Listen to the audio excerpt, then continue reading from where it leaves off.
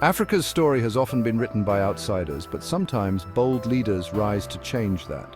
Two such figures, Muammar Gaddafi of Libya and Ibrahim Traore of Burkina Faso. Despite different eras and styles, both saw Africa's potential, rich in resources yet held back by foreign control, their shared vision, an Africa united, independent, and in charge of its own destiny. Gaddafi, the flamboyant veteran, and Traore, the young soldier, both championed Pan-Africanism, real unity, not just talk. They wanted Africa to own its gold, oil, and land, and to use its wealth for its own people. For too long, outsiders took Africa's riches and left little behind. Gaddafi and Traore said no more. They pushed for Africa to build its own future without waiting for Western approval. Their ideas were revolutionary and dangerous to the status quo.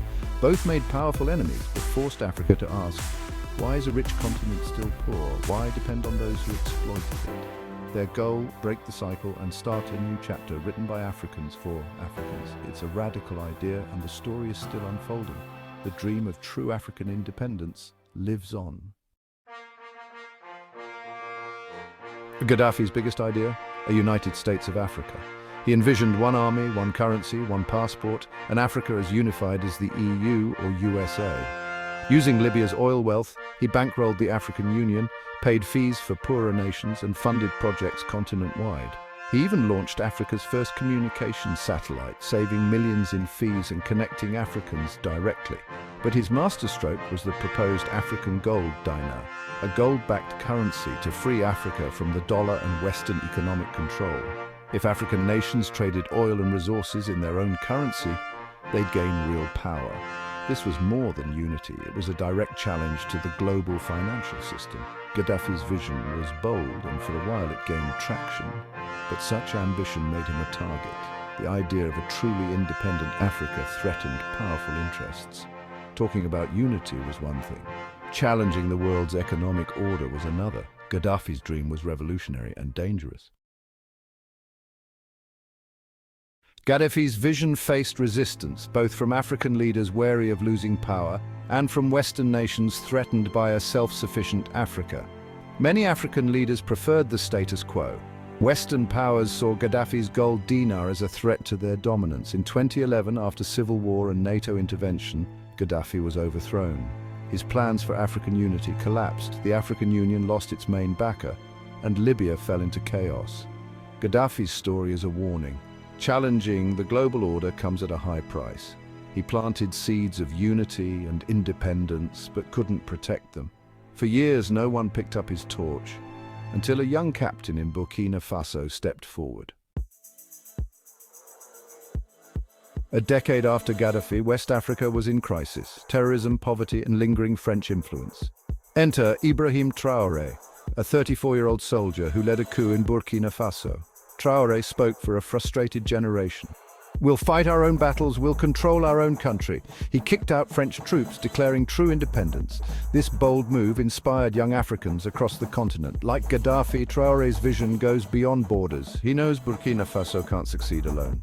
He built alliances with Mali and Niger, countries facing similar struggles and sharing anti-imperialist views. Traore's message: Africa must control its resources, create jobs at home and trade on its own terms. He's pushing for regional solutions to regional problems. His leadership is a new chapter in the Pan-African story, one rooted in action, not just rhetoric. Traore's approach is practical, patriotic and fiercely independent. He's reigniting the dream of African self-determination. The energy is new, but the vision echoes Gaddafi's.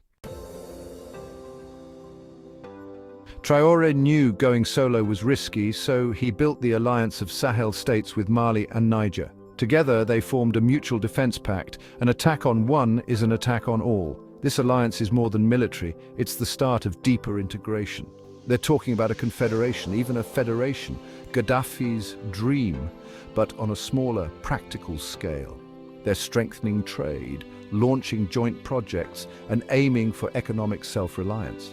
Traore is reclaiming control over Burkina Faso's gold, renegotiating mining contracts and building the country's first gold refinery. The goal: keep wealth at home, create jobs, and break the old model of exploitation. He's also diversifying partners, turning to Russia, Turkey and Iran for trade and security, instead of relying on the West. Critics call it risky, but for Traoré, it's about sovereignty and options. He's making sure Burkina Faso is never again dependent on a single power. It's a pragmatic, bottom-up approach to African unity. The Sahel Alliance is a test case for a new kind of independence. The stakes are high, but so is the determination. Gaddafi and Traoré faced opposition, but their tactics differed. Gaddafi ruled for decades, crushing dissent and shaking the global system with bold, often confrontational moves. He tried to disrupt the world order and paid the price. Traoré, younger and facing war at home, focuses on unity and survival. He cracks down on opponents but frames it as a patriotic struggle.